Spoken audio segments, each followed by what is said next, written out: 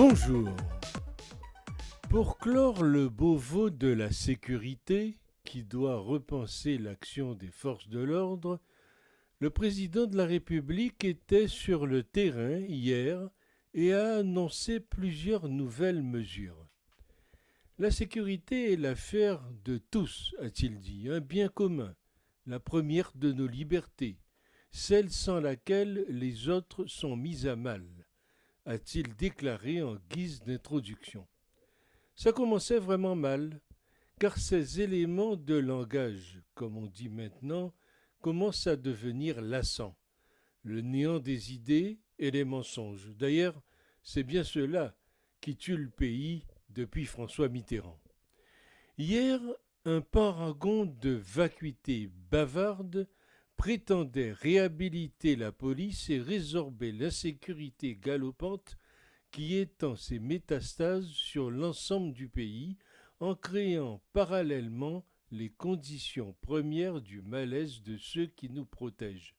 Jupiter semble, à 7 mois de la présidentielle, découvrir des problèmes qu'il a laissés empirer alors qu'il gambade dans les allées du pouvoir depuis plus de 9 ans. Insoutenable légèreté d'un responsable narcissique qui nous prend vraiment pour des idiots. Hier, c'était le sport. Il fallait dépenser plus dans le port. Aujourd'hui, il faut dépenser plus dans la sécurité. Demain, ça va être quoi? L'écologie? Il nous fait sa campagne payée par les impôts.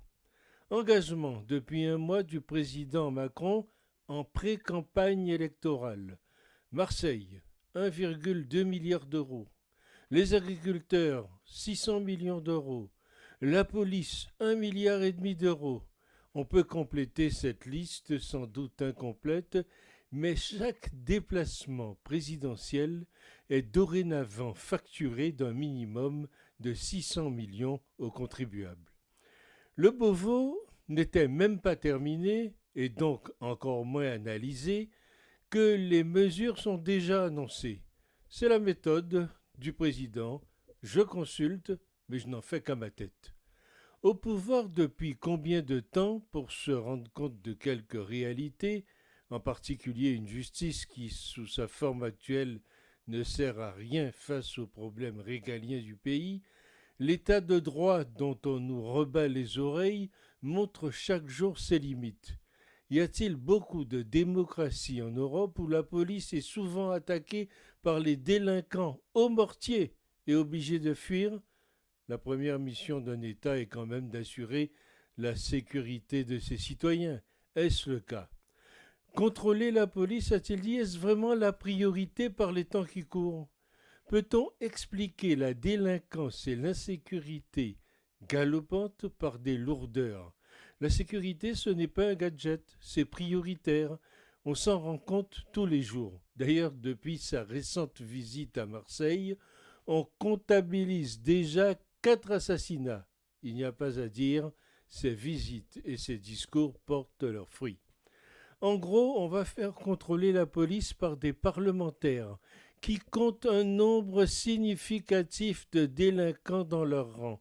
Que va-t-il se passer quand ces estimés membres du Parlement seront mis en garde à vue? La création d'une commission parlementaire pour contrôler la police des polices, l'IGPN, n'est-ce pas encore un machin stupide de plus que la France s'est si bien créée pour ne rien changer? Mais il est incorrigible, ce n'est pas la police qu'il faut pourchasser, mais les délinquants. Rappelons qu'une commission parlementaire est dénuée de tout pouvoir. Elle ne produit que des rapports. Encore une inutilité de plus. Bref, à Roubaix, la montagne a accouché de promesses. C'est la technique Macron, de la com et du vent. Ce qu'il faut retenir, plein d'argent gratuit qui ruissellera à flot, plein de promesses électorales avec un calendrier flou, plein de démagogie et de choses que l'auditoire a envie d'entendre. Bref, le discours d'un candidat à sa réélection. Le roi est en campagne avec des promesses, tenez-vous bien, pour 2030, le CSA va certainement lui déduire son temps de parole puisqu'il est effectivement en campagne électorale.